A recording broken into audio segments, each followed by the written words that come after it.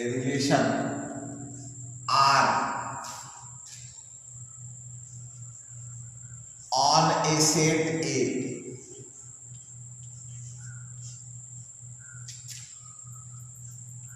is called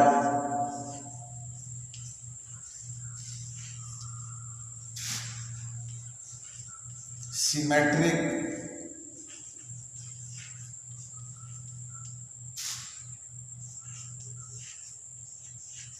relation if A related to B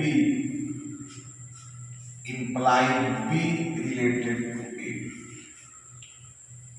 definition में लिखा हुआ है ए आर बी का मतलब हुआ ए रिलेटेड टू बी। यदि रिलेशन में ए रिलेटेड टू बी हो तो बी आर ए मतलब बी रिलेटेड टू ए होना चाहिए।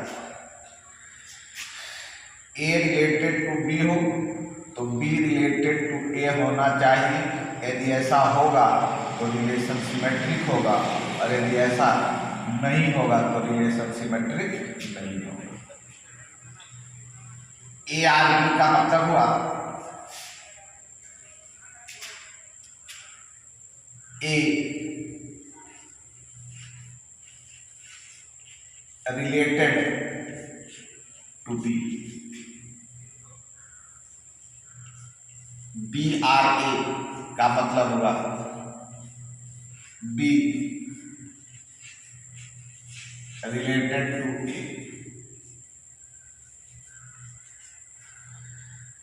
इसको एग्जाम्पल से समझते हैं। Example number 1,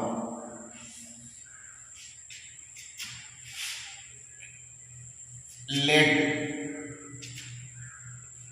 A equal to 1 2 3 and R equal to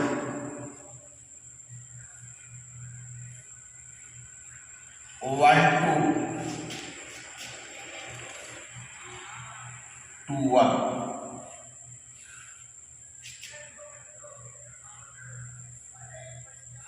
Then this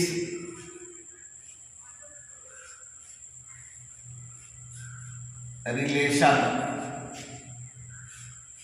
R in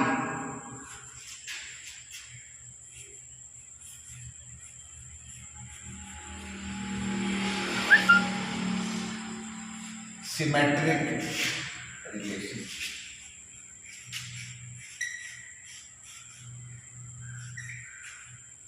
अब आपको एक बार यहाँ समझिए कि जब भी आपको रिलेशन का कोई भी सवाल देगा तो एक सेट देगा, जो सेट यहाँ पर दिया हुआ है और साथ में एक रिलेशन देगा। तो सेट दिया हुआ है 1 2 3 और रिलेशन है 1 2 2 1। और आपको बताना पड़ेगा कि ये जो रिलेशन है वो सिमेट्रिक रिलेशन है कि नहीं। तो यदि रिलेशन में 1 2 है तो 2 1 भी होना चाहिए, क्योंकि आपको ऊपर में बताया जा चुका है। यहाँ पर ध्यान से देखिएगा कि ए रिलेटेड टू बी होगा, ए रिलेटेड टू बी होगा तो बी रिलेटेड टू ए होगा। तो 1 रिलेटेड टू 2 होगा तो 2 रिलेटेड टू 1 होगा। यहाँ पर ध्यान से देखिए, ये जो यदि रिलेशन में 1 2 दिया हुआ है इसका मतलब हुआ 1 R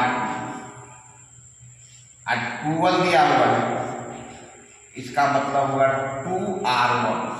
मतलब 1 रिलेटेड टू 2 है, 1 रिलेटेड टू 2 है तो रिलेशन में 2 रिलेटेड टू 1 भी होना चाहिए।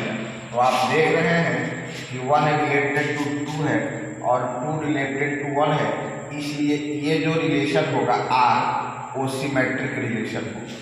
अब हम रिलेशन का दूसरा एग्जाम्पल देखते हैं।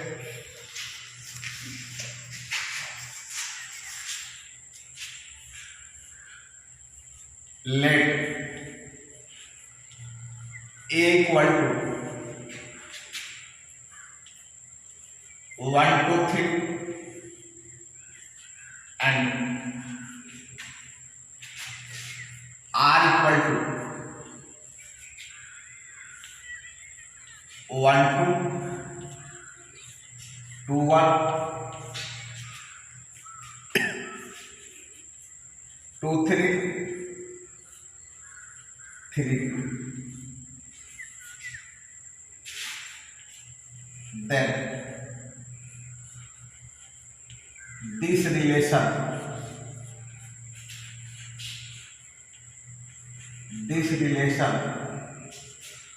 is also a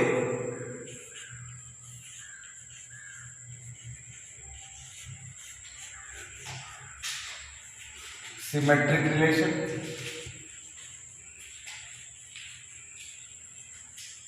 और आप यहाँ पर ध्यान से देखें कि चूंकि सिमेट्रिक रिलेशन में स्टूडेंट है ये नहीं है जी,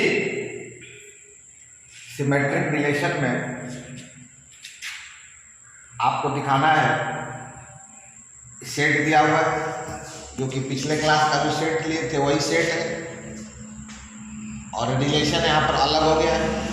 जैसे सेट है 1 2 3 और रिलेशन है 1 2 2 1 2 3 3 2 और इस रिलेशन R को बताना है कि ये जो रिलेशन होगा वो सिमेट्रिक रिलेशन होगा। तो एक बार फिर से डिफिनीशन की ओर हम कहेंगे क्योंकि डिफिनीशन में लिखा हुआ है कि A रिलेटेड टू B होगा। डिफिनीशन एक बार फिर से देखें, A रिलेटेड टू B होगा तो हमें देखना होगा कि B भी A से रिलेटेड होगा। मतलब A R B, A related to B implied B related to A। और आप एक बार फिर से अपने एग्जाम्पल को देखिए, जैसे यहाँ पर 1 2 का मतलब हम आपको पीछे समझा चुके हैं कि 1 2 का मतलब होता है 1 रिलेटेड टू 2। तो यदि 1 2 से रिलेटेड है तो रिलेशन में 2 भी 1 से रिलेटेड होना चाहिए। देखिए यहाँ पर लिखा हुआ है 1 2 2 1। अब अगला देखते हैं, लिखा हुआ है 2 3 तो 2 3 दिया हुआ है 3 2 भी होना चाहिए, 2 3 3 2। इसलिए ये रिलेशन जो है वो सिमेट्रिक रिलेशन है। तीसरा एग्जाम्पल देखिए, let A equal to 1 2 3 and R equal to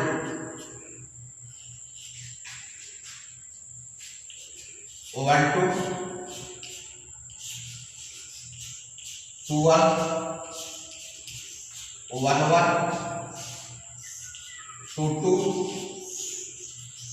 और 3 3।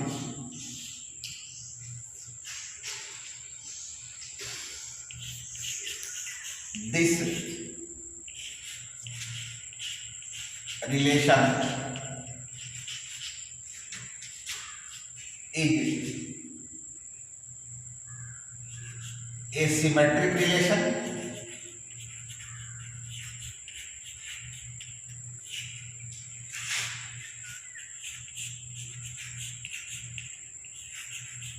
Symmetric relation. एक बार फिर से ध्यान से देखिए, सेट 1 2 3 है और रिलेशन में ये दिया हुआ है तो आपको देखना है कि रिलेशन सिमेट्रिक है कि नहीं। देखिए A related to B, 1 related to 2 है तो जब 1 2 से रिलेटेड होगा तो 2 भी 1 से रिलेटेड होना चाहिए। तो यहाँ पर 1 2 भी दिया हुआ है और 2 1 भी दिया हुआ है, इसलिए ये जो रिलेशन होगा वो सिमेट्रिक रिलेशन होगा। और पिछले वीडियो में आपको ये बता चुके हैं कि रिफ्लेक्सिव रिलेशन क्या होता है। तो रिफ्लेक्सिव रिलेशन के लिए आपको बताए थे कि ये सेट में 1 2 3 एलिमेंट है तो यदि रिलेशन रिफ्लेक्सिव होगा तो 1 1 भी होना चाहिए। देखिए यहाँ पर आपके रिलेशन में 1 1 भी है, 2 2 भी होना चाहिए, रिलेशन में 2 2 भी है। और यदि सेट में 3 है तो रिलेशन में 3 3 भी होना चाहिए। तो ये रिलेशन तो आपको सिमेट्रिक समझ में आ चुका है और ये रिलेशन रिफ्लेक्सिव भी है। रिफ्लेक्सिव इसलिए है कि 1 1 भी है, 2 2 भी है और 3 3 भी।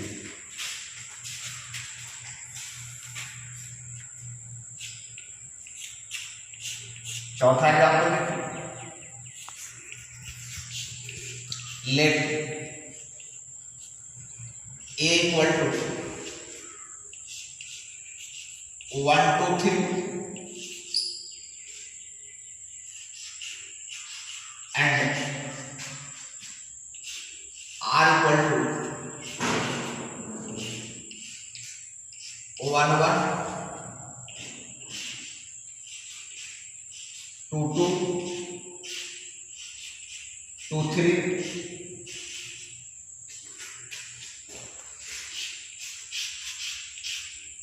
this relation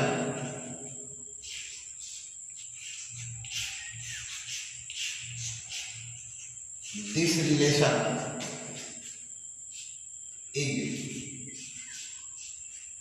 not a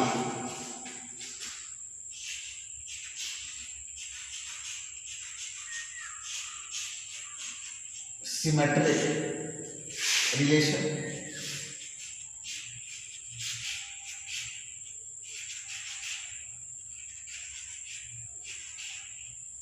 यहां पर ध्यान से देखिए, सेट है 1 2 3 और रिलेशन दिया हुआ है 1 1 2 2 3 2 3। आपको बताना है कि ये रिफ्लेक्ट सिमेट्रिक होगा कि नहीं। तो देखिए 2 3 है, दोनों पेयर अलग अलग, तो 2 3 है तो 3 2 भी होना चाहिए, लेकिन इस रिलेशन में 2 3 नहीं दिया हुआ है, इसलिए ये रिलेशन रिफ्लेक्सिव रिलेशन नहीं हो सकता, ये रिलेशन सिमेट्रिक रिलेशन नहीं हो सकता।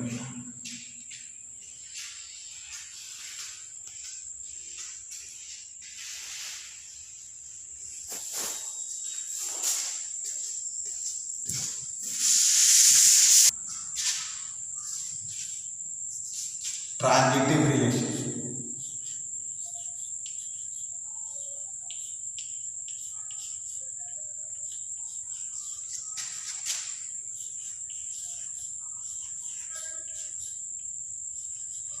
Transitive relation a relation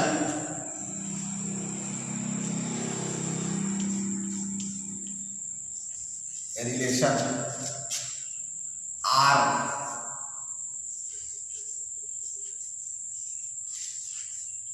on a set A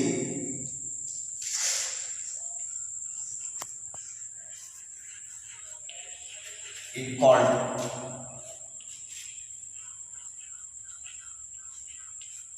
transitive relation.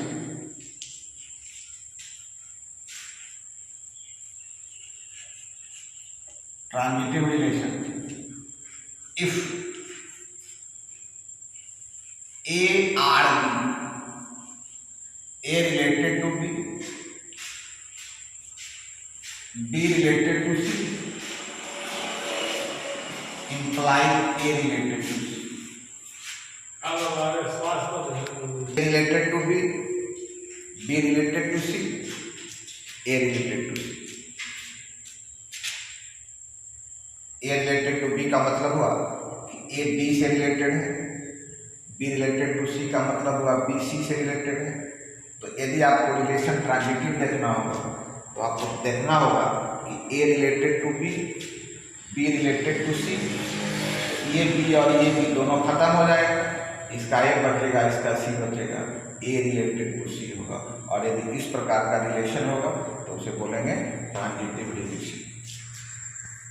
इसको एक एग्जाम्पल से समझते हैं।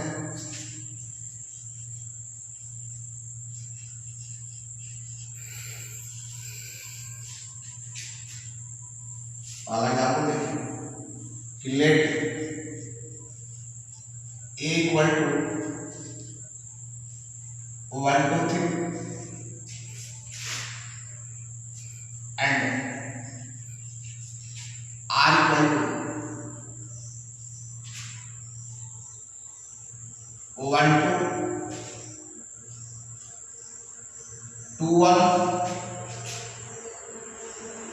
1 छोटा एग्जाम्पल। और इसी रिलेशन को बताना है कि जो रिलेशन है वो ट्रांजिटिव रिलेशन होगा कि नहीं। तो यहाँ पर लिख लेते हैं कि this relation is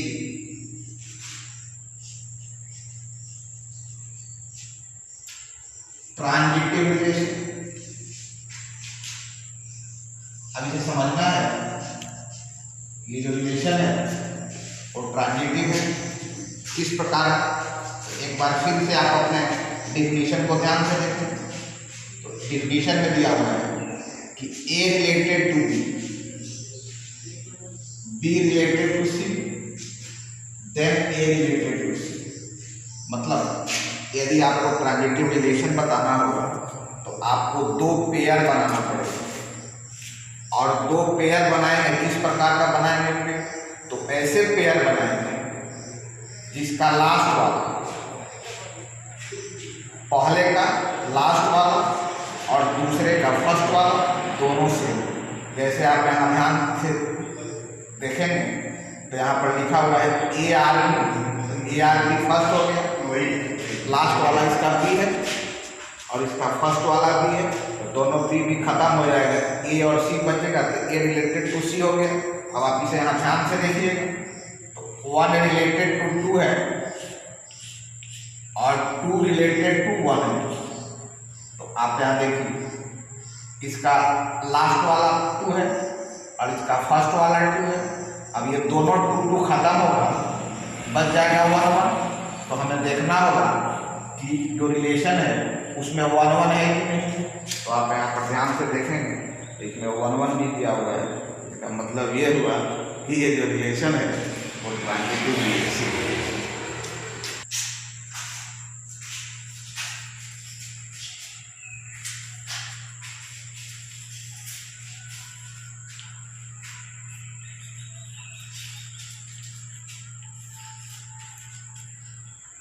equivalence relation,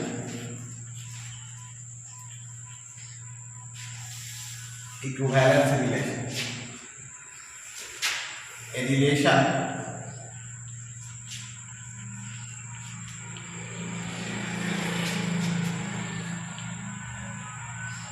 is called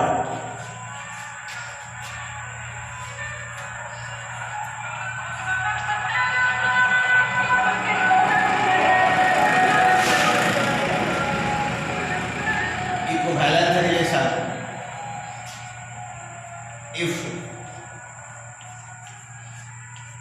it is reflexive,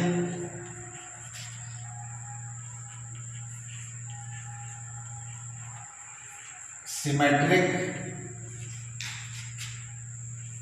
and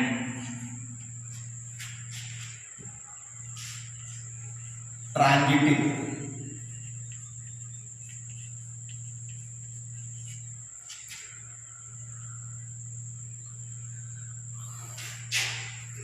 equivalence relation उसे बोलते हैं जिसमें तीनों रिलेशन का प्रॉपर्टी होता है, रिफ्लेक्सिव भी होगा, सिमेट्रिक भी होगा और ट्रांजिटिव भी होगा, उसे बोलेंगे इक्विवेलेंस रिलेशन। तो यदि आपको ये सवाल में बताना हो कि रिलेशन इक्विवेलेंस है तो आपको रिफ्लेक्सिव भी दिखाना होगा, सिमेट्रिक भी दिखाना होगा और ट्रांजिटिव भी दिखाना होगा, जो कि आपको अलग अलग बताया जा चुका है।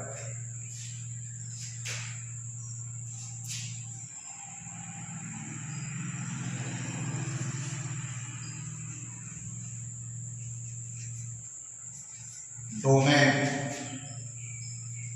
एंड रेंज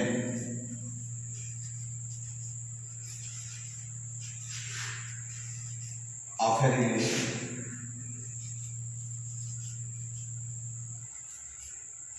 किसी रिलेशन का डोमेन क्या होगा और रेंज क्या होगा, इसे समझ लेना। जैसे लिखा हुआ कि R इक्वल टू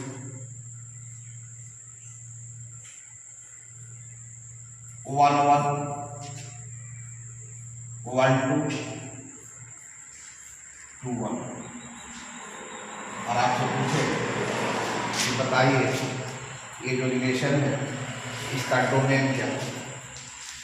तो रिलेशन तो आपको बता चुके हैं कि इस प्रकार का जो भी सेट ऑर्डर पेयर में लिखा हुआ हो उसे रिलेशन बोलेंगे।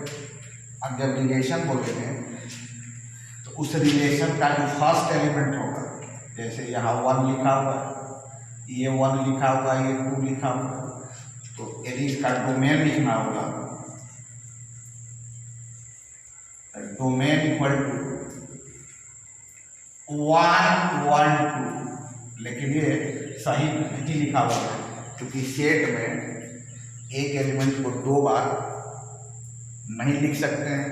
यहाँ पर चूंकि आप देख रहे हैं कि 1 1 2 है, तो 1 1 2 तो हमने लिख दिया, लेकिन सेट में 2 बार 1 लिखा हुआ है, 2 बार 1 का मतलब नहीं होता है, तो इसको हम लिख सकते हैं ऐसे 1 2। तो आप भी ऐसा हो तो ध्यान रखेंगे कि डोमेन बताना हो तो शुरू वाले एलिमेंट को डोमेन बोलते हैं और बाद वाले एलिमेंट को रेंज बोलते हैं। तो डोमेन का जब भी लिखना हो तो शुरू वाले एलिमेंट को लिख लें और जो एलिमेंट एक बार से अधिक लिखा हुआ है उसे एक ही बार लिखें।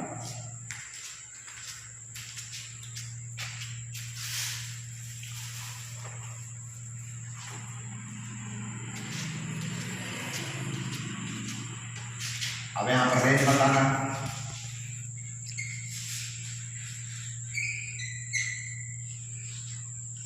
तो रेंज बाद वाले एलिमेंट को रेंज बोलते हैं। 1 2 1 ये बाद वाला 1 2, क्योंकि फिर से वही, क्योंकि सेट है तो सेट का प्रॉपर्टी फॉलो करेगा। तो सेट का प्रॉपर्टी है कि एक एलिमेंट 2 बार नहीं लिखते हैं, मतलब इसका डोमेन भी 1 2 और रेंज भी 1 2।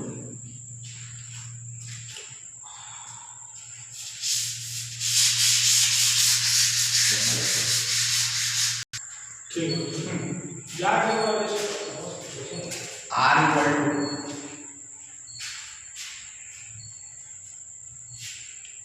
1 2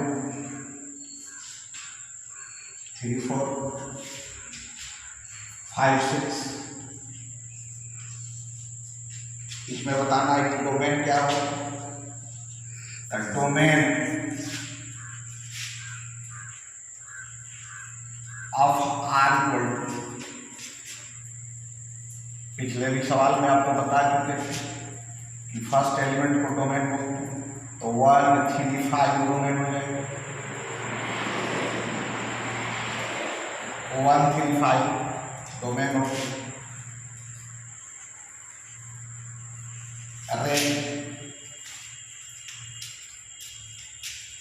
range of R equal to 2 4 6।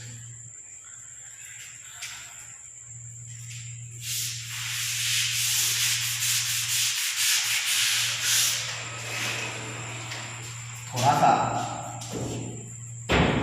हम आपको एंटी सिमेट्रिक रिलेशन के बारे में बता दें।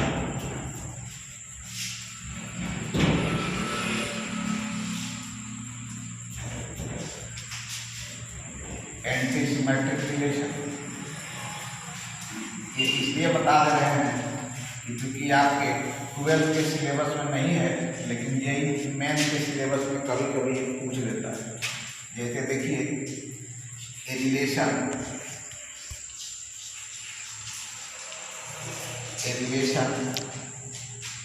R on a set A is called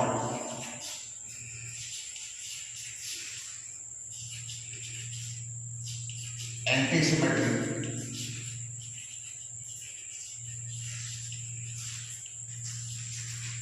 if A related to B,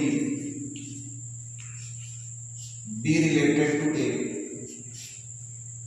imply A equal to B।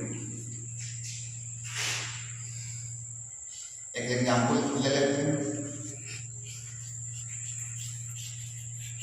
Example लेते हैं subset of set A is subset of B, B is subset of A। तो देखिए A B से related, A subset of B subset of A B से related, B A से related. और चूंकि subset के डिफिनीशन से ये आपको बताया जा चुका है, then A equal to B, then subset is a anti-symmetric relation।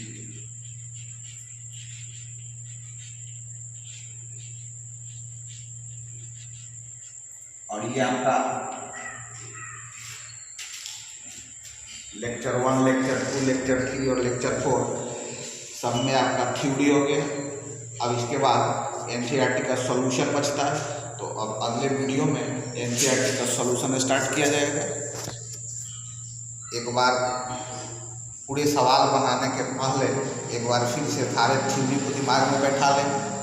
और दो चीज़ और ध्यान रखेंगे कि क्योंकि सेट के बारे में आपको बताया जा चुका है कि सेट को दो प्रकार से लिखते हैं, एक लिखते हैं रोस्टर फॉर्म में और दूसरा लिखते हैं सेट बिल्डर फॉर्म में।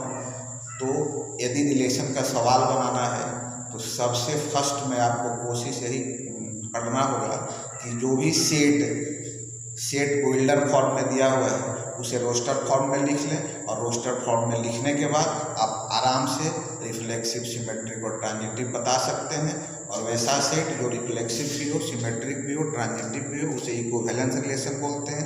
तो ये आपका थ्योरी हुआ, और अगले वीडियो में आपका एनसीईआरटी का सॉल्यूशन स्टार्ट किया जाएगा।